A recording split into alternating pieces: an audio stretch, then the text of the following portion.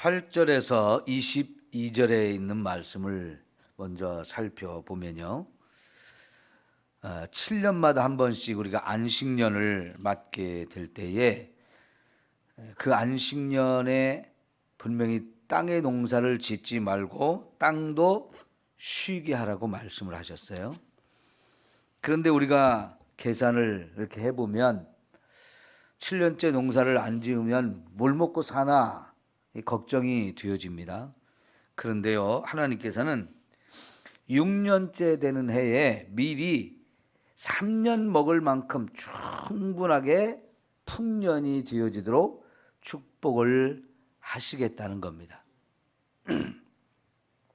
그러면 여러분, 하나님은 미리 축복을 주면서 7년 안식년을 지키라고 말씀을 하시는데, 안타깝게도요, 이제 가나안 땅에 들어가서 농사를 짓고 살게 되어질 때에 이스라엘 백성들이 6년째 충분히 풍년을 줘가지고 3년 먹을 양식을 주셨다면 그 풍년이 얼마나 큰 풍년이겠어요. 예전에 농사를 지어 보신 분들은 이게 평소에 우리가 거두는 것보다 3년 먹을 만큼 엄청나게 풍년이 들었다고 하면 이거는 정말 어마어마하게 농사가 잘 된 거거든요. 그렇게 하나님이 축복을 주시는데도 불구하고 7년째 안식년을 안 지키고 내년에도 또 많이 주시겠지 하면서 농사를 또 짓는단 말이에요. 그래서 가나안 땅에 들어가서 사는 동안에 사실은 이스라엘 백성들이 이 안식년을 거의 지키지 못했습니다. 그게 나중에 어떤 결과로 나왔느냐면요, 우리가 역대하 마지막 부분에 보면 유대 나라가 망하죠. 바벨론의 멸망을 당하고 70년 동안 포로 생활을 하게 되는데, 왜 하나님이 그 70년 동안 포로 생활을 하게 했을까요? 가나안 땅에 들어가서 그 멸망을 할 때까지 안식년을 지키지 않은 횟수가 70년이었다는 거예요. 하나님께서는요, 이 백성이 안식년을 지키지 않은 거 하나씩 하나씩 계산을 그대로 다 해 놓았다가 나중에 안식년을 지키지 않은 만큼 결국은 남의 나라에 가서 포로 생활을 하면서 나라도 잃어버리고 그렇게 고통받는 삶을 살게 하셨어요. 그런데 여러분, 그 나라가 망할 때 그 백성들만 안식년을 안 지켰나요? 몇백 년 동안 그 땅에 살면서 안식년을 지키지 않은 조상들이 지은 죄들을 그대로 한참 후손인 그 백성들이 그거를 다 뒤집어 쓴 거예요. 여러분, 우리가 부모로서 자식들한테 좋은 걸 보여주고 축복이 흘러가도록 해줘야지 자식을 망하는 길로 인도해 놓으면 되겠습니까? 우리가 하나님 말씀대로 산다는 것이 얼마나 중요한 일인지를 알 수 있어요. 이제 25장이 끝나면 26장 넘어가면요, 26장이 신명기 28장하고 거의 비슷한 내용인데요, 한마디로 요약하면 하나님 말씀대로 살면 엄청난 축복을 주시겠다는 거고, 하나님 말씀대로 살지 않고 불순종하면 또 그 반대로 엄청난 저주와 재앙이 임하게 하신다고 그래요. 지금 이 안식년을 놓고도 하나님께서 안식년을 충분히 지키고도 남을 수 있을 만큼 엄청난 축복을 미리 주고 지키라는 거예요. 그래서 26장에서 말씀하는 축복은 이렇게 너희가 말씀대로 살면 복을 주겠다 이거거든요. 그런데 여기 25장에 안식년에 관한 이야기는요, 미리 복을 주고 지킬 수 있게 해주겠다는 거예요. 여러분, 지금도 저와 여러분이 이 땅에 살면서 하나님이 미리 복을 주셨고 그리고 말씀대로 살라고 하는 것들이 얼마나 많을까요? 안 그랬으면 저와 여러분 지금 이렇게 살 수 있을까요? 이미 하나님께서는 저와 여러분이 말씀대로 살 수 있도록 미리 복을 많이 주셨어요. 그래서 그 은혜로 우리가 살고 있는 거잖아요. 그러니까 여러분, 이런 하나님의 은혜와 복을 우리가 누리고 살 때에 더더욱 우리는 말씀대로 살아야 할 줄 믿습니다. 그러면 또 하나님이 계속해서 복과 은혜를 주시는 거죠. 자, 23절에서 28절 내용이 매우 중요한데요. 제가 이 말씀을 좀 집중적으로 보려고 합니다. 이게 이제 안식년, 희년의 가장 중요한 이야기 중에 하나인데요. 우선 23절에 토지를 영구히 팔지 말 것은, 토지는 다 누구 것이라고요? 하나님 것이다. 너희는 거류민이요 동관한 자라서 나와 함께 있느니라 그랬는데요. 여러분, 유대인들의 이 토지는 다 누가 주셨느냐면 하나님이 주신 거죠. 이 가나안 땅 아직 들어가지 않았어요. 그러나 그 땅을 하나님이 이스라엘 백성들에게 주시겠다고 처음 누구한테 약속을 해주셨나요? 그들의 400년 전 조상인 아브라함에게 하신 말씀이에요. 500년 전에 하나님이 아브라함에게 이 약속을 주셨죠. 그리고 그 약속의 말씀이 이제 500년 후에 후손들에게 임해요. 실제로 하나님이 그 약속대로 성취해 주셨죠. 그래서 이제 가나안 땅에 들어가게 되면 하나님이 모든 백성들에게 다 땅을 주시는데 그 가족 후손 대대로 물려가면서 그 땅을 소유하게 하고 그 땅에서 먹고 살도록 축복을 주시는데요. 그럼에도 불구하고 이 땅의 진짜 소유권은 누구 것이냐? 하나님 것이에요. 그래서 이스라엘 백성들은 하나님의 땅에 들어가서 하나님이 임시로 맡겨준 청지기로서 그 땅에 거주하며 살게 되어지기 때문에 이 땅을 우리가 내 거다 하고 내 걸로 삼지도 말고 남의 것으로 팔아가지고 남의 것으로도 되지 않게 하라는 거예요.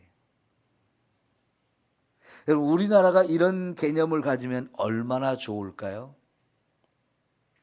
이제 29절부터 34절까지 이야기를 오늘 안 읽었습니다만 여러분 살펴보면 집도 이제 사고 팔고 하잖아요.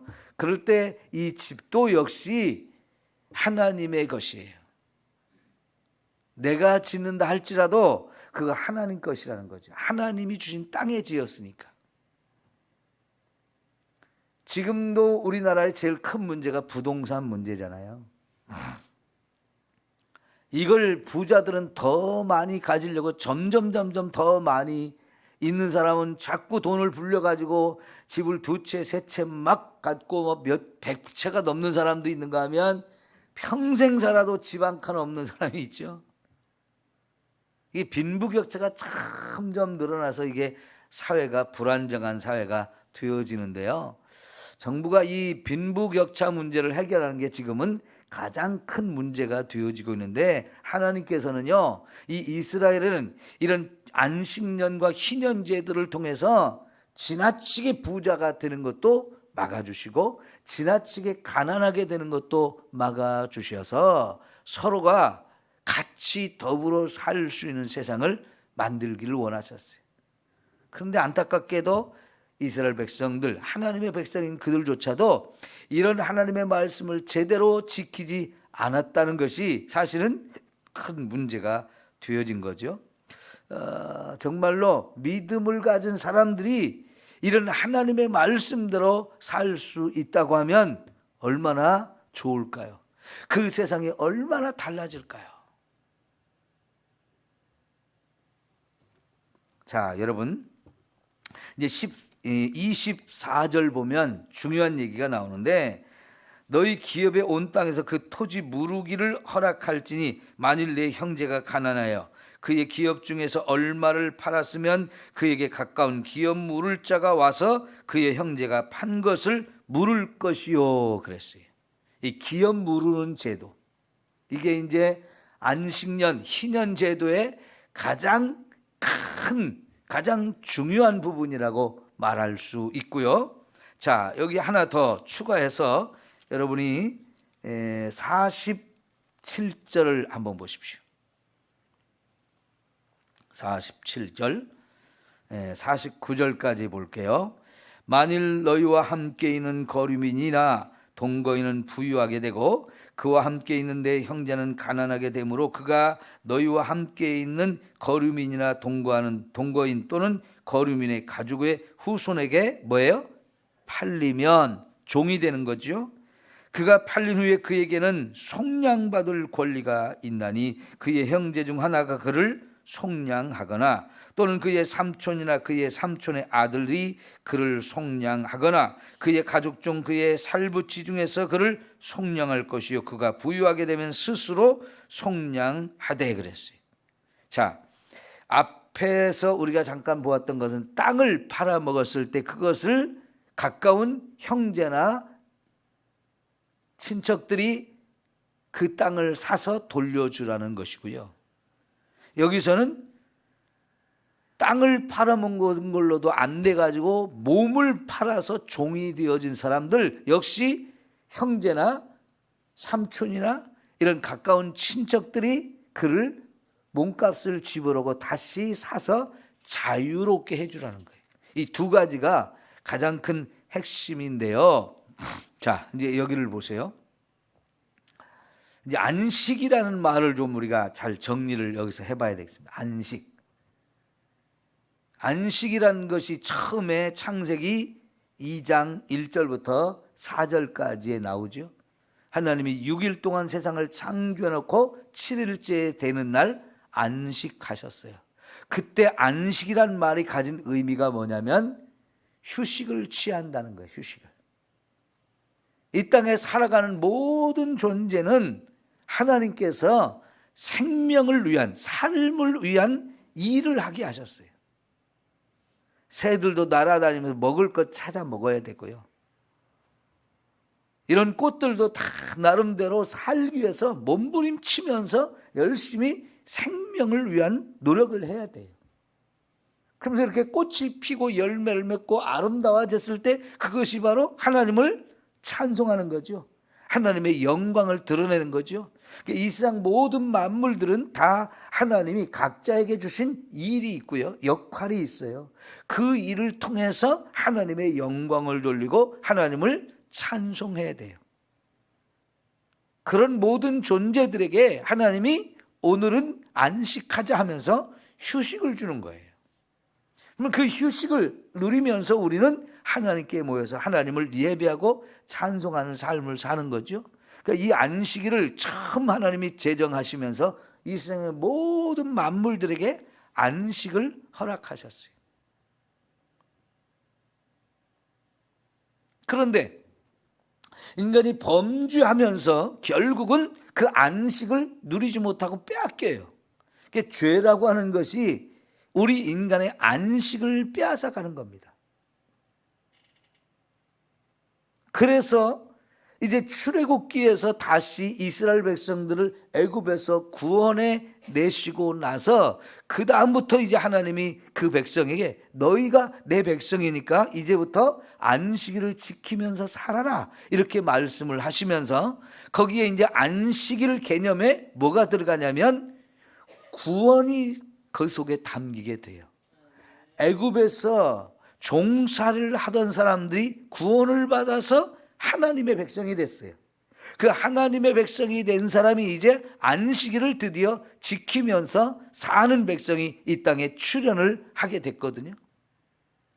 그랬을 때 왜 우리가 안식을 지켜야 됩니까? 말할 때 첫째는 하나님께서 세상을 창조할 때부터 우리 인간에게 안식을 주셨기 때문에 이제 우리가 그 안식을 지켜야 되는 게 첫 번째 의미고요.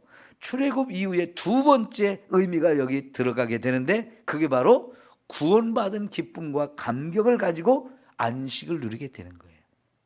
다시 말하면 이 안식이라고 하는 것은 하나님으로부터 구원받은 자만이 누릴 수 있는 거예요. 네? 이해가 되죠? 구원받지 못한 사람들은 안식을 누릴 자격이 없어요. 누릴 수가 없어요. 그러니까 사실 애굽에서 구원을 받은 그것은 종살이하던 사람이 자유를 얻게 된 것, 그것만이 아니고 더 나아가서 사실은 죄에서 구원을 얻은 것이거든요. 그래서 우리 안식을 빼앗아간 이 죄 문제가 예수님을 통해서 해결이 되어져서 이제 하나님의 백성으로 구원을 받고 나니까 이제는 죄에서 이제 우리가 떠났기 때문에 안식을 지킬 수 있고 안식을 누릴 수 있는 사람이 되어진 거예요. 그러니까 여러분, 우리가 이제 하나님의 백성이 되어서 안식일을 지키는 것은 지극히 당연한 거거든요. 하나님의 백성만 누릴 수 있는 거예요.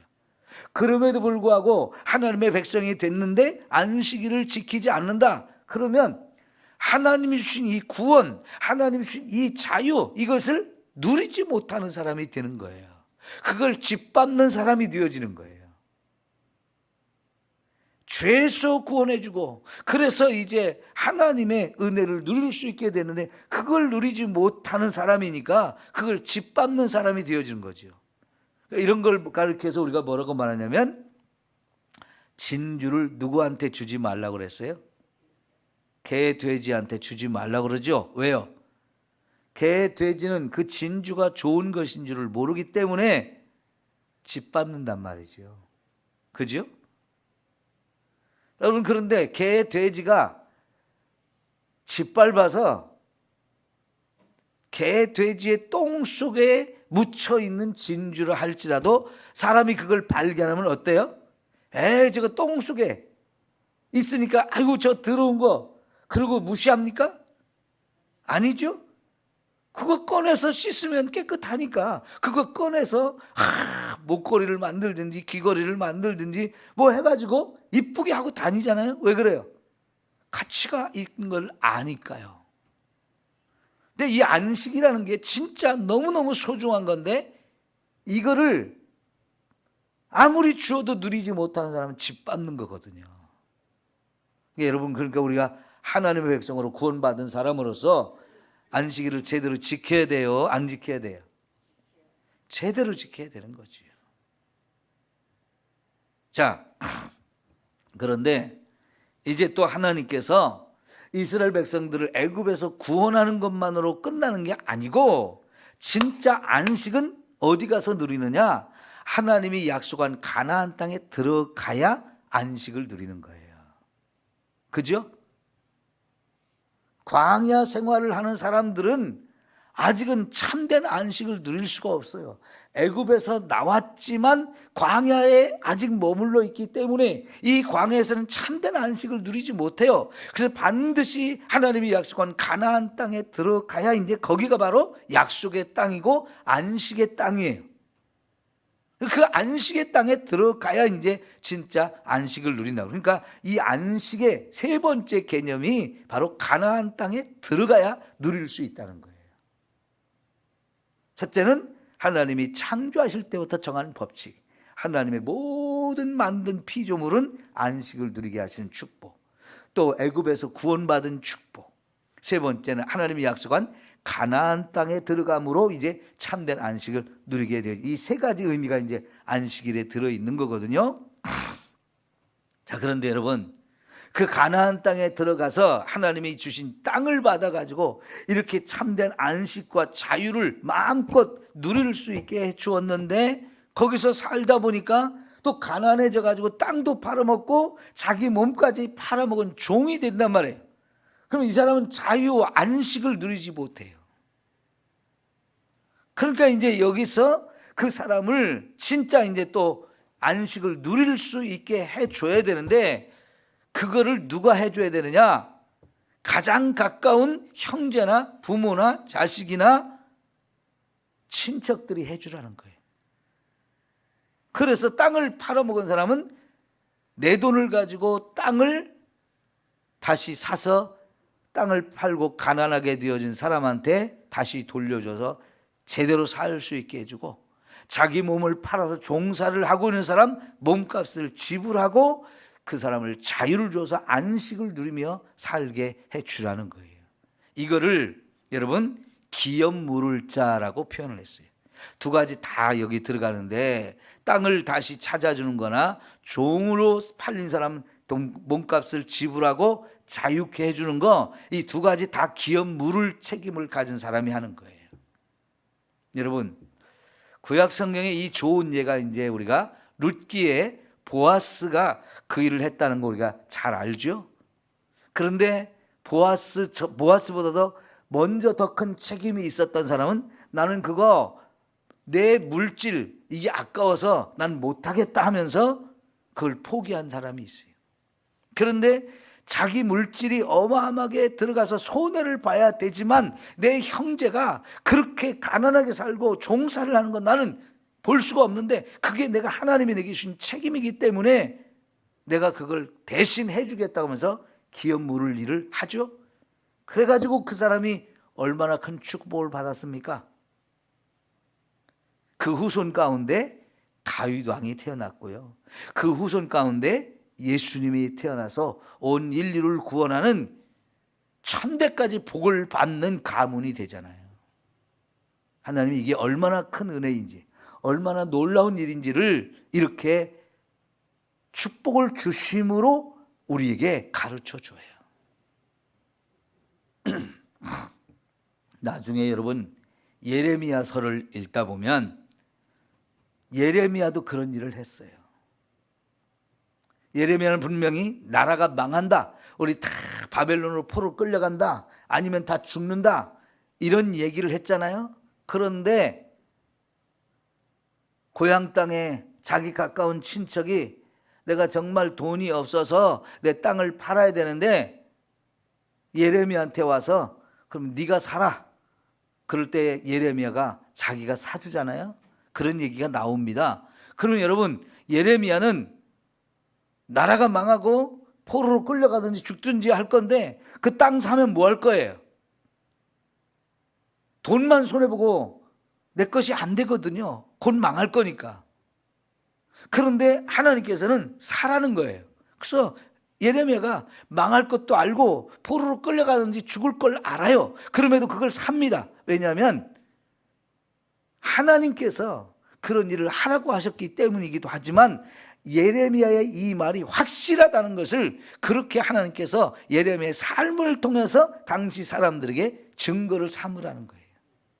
그리고 포로로 끌려가지만 70년 후에 다시 돌아온다는 걸 확실하게 가르쳐 주기 위해서 그 일을 하게 했어요. 물론 70년 후가 되면은요, 내가 샀던 땅 이미 다 돌려줘야 되는 거예요. 내가 농사 지을 수 없는 땅이 되니까 돈만 손해보고 내가 농사 짓지 못하거든요. 그럼에도 불구하고 하나님께서는 그게 너무나 분명한 사건으로 임할 것이라는 걸 예레미야의 삶을 통해서 보여주라고 말씀하셔요. 그래서 실제로 예레미야는 그 땅을 삽니다. 이게 그런 제도 때문에 하는 건데요. 그런데 여러분, 오늘 마지막 결론을 좀 내려야 되겠는데, 이 엄청난 일을 이스라엘 백성들은 그 땅에 살면서 한 번도 제대로 감당하지 못했는데, 사실은 이거를 누가 감당하느냐? 예수님이 하신 거예요. 그러니까 구약에 있는 모든 율법의 내용들을 예수님께서 오셔서 성취해 주시는 건데요, 우리는 그걸 못 지키는데 예수님이 오셔서 다 그것을 성취해 주심으로 저와 여러분을 죄에서 구원하시고 우리의 몸값을 다 지불하시고, 그래서 우리를 구원하시는 거예요. 그래서 여러분, 저와 여러분을 어디에 가서 참된 안식을 누리게 하느냐? 천국에 들어가서 영원한 안식을 누리게 되는 거예요. 그러니까 이런 안식일, 안식년, 희년, 어마어마하게 좋은 제도이지만, 이렇게 좋은 제도 우리가 지키기만 하면 엄청나게 모든 사람이 함께 이 은혜를 누리며 살 수 있는 건데, 죄인이기 때문에 이 좋은 것도 지키지 못하고 누리지 못해요. 그것을 예수님이 오셔서 십자가에 죽으면서 우리 죄값을 다 치러줌으로 저와 여러분을 죄에서 다 용서하시고 참된 자유를 주시며 저 천국에서 영원히 들어가서 영원히 안식을 누리며 살게 해주는 거예요. 그러니까 이 창세기 1장, 2장에서 나왔던 이 안식이 결국은 우리가 천국에 들어가서 영원히 누릴 것을 그렇게 미리 보여준 거였어요. 그것을 죄 때문에 빼앗기고 누리지 못하던 우리 인생을 예수님이 오셔서 죄 가운데서 건져주시고 자유를 주시는데, 그거를 위해서 예수님은 자기 목숨을 내놓은 거지요. 예수님의 목숨은 세상의 그 어떤 것으로도 갚을 수가 없는 거예요. 우리의 생명하고 예수님의 생명하고 비교가 됩니까? 나 같은 사람 살리려고 예수님이 자신이 대신 죽어준다는 거. 내 생명하고 예수님의 생명하고 비교가 안 되잖아요. 그럼에도 불구하고 예수님은 나를 살리기 위해서 내 대신 죽어주면서 자신의 모든 피를 흘려서 저와 여러분의 죄값을 지불하고 우리를 사서 하나님의 자녀가 되고 우리를 천국까지 데려가서 영원히 이 안식을 누리며 살게 해주시는 거죠. 자, 여러분, 마지막으로 여기 내 형제의 이런 죄값을 치러주고 몸값을 치러주고 땅을 다시 사주고 하는 이런 일을 하려면 내가 어마어마한 축복을 받아서 부자가 돼야 돼요. 그 정도의 부자가 된 사람이라면 이걸 해야 되나요? 안 해야 되나요? 근데 그 정도 부자가 되어도 이걸 못하는 게 인간이죠. 그런데 하나님이 저와 여러분에게 이런 물질의 축복을 주셨을 때 정말 그 축복을 그런 데 사용할 수 있다면 이게 얼마나 하나님 주신 물질을 가장 값지고 아름다운 곳에 쓰는 거 아니에요? 여러분, 우리의 물질을 어디다 쓰면 가장 가치가 있습니까? 죽을 사람을 살리는 데 쓰면 그게 가장 가치 있는 거죠. 여러분, 그런 일을 하면서 우리가 살아야 되죠. 2차 대전 때 유대인의 히틀러가 수없이 600만 명을 죽일 때요, 예전에 쉰들러라는 사람이 몰래 유대인들의 몸값을 지불하고 그래서 200몇 명을 살린 사건이 있어가지고 쉰들러 리스트라는 영화가 히트를 쳤잖아요. 그 쉰들러라는 사람이 의사였는데요, 돈을 많이 벌어가지고 유대인들이 죽어가는 걸 보면서 저 사람들을 살려야 되겠다고 자기 돈을 팔아서 그 사람들 몸값을 지불하고 몰래 한 사람 한 사람씩 구원한 게 바로 270몇 명을 구원한 거예요. 얼마나 귀하고 아름다운 일입니까? 죽을 사람을 살리는 거예요. 여러분, 오늘 우리가 그 정도 축복을 못 받았을지라도요, 선교사들에게 우리가 선교사들을 후원을 하는 후원금을 낸다? 전도를 위해서 우리가 헌금을 드린다?